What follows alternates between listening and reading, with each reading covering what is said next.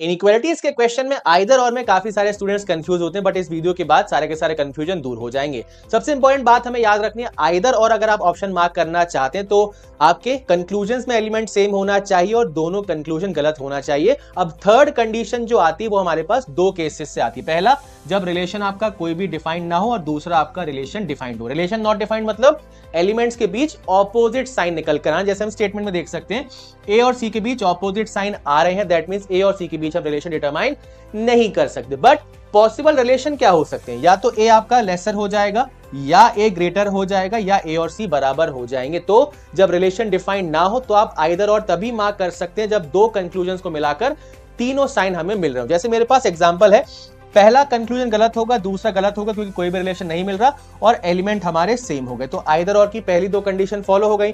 अब पहले वाले कंक्लूजन से ए के रिस्पेक्ट में ग्रेटर और इक्वल्स टू मिल रहा है, दूसरे कंक्लूजन में ए के रिस्पेक्ट में लेसर मिल रहा है, तीनों साइन मुझे मिल गए, दैट मींस यहां से मैं आइदर और मार्क कर सकता हूं।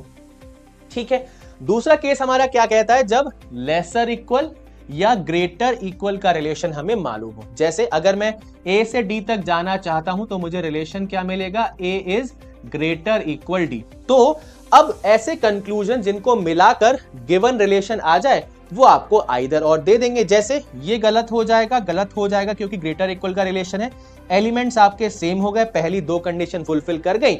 अब ध्यान से देखेंगे, पहला कंक्लूजन ग्रेटर है, दूसरा आपका इक्वल्स टू ग्रेटर इक्वल बन गया, ये दोनों आपका रिलेशन आपको दे रहे हैं, तो आपका यहां से भी क्या आ जाएगा, आइदर और।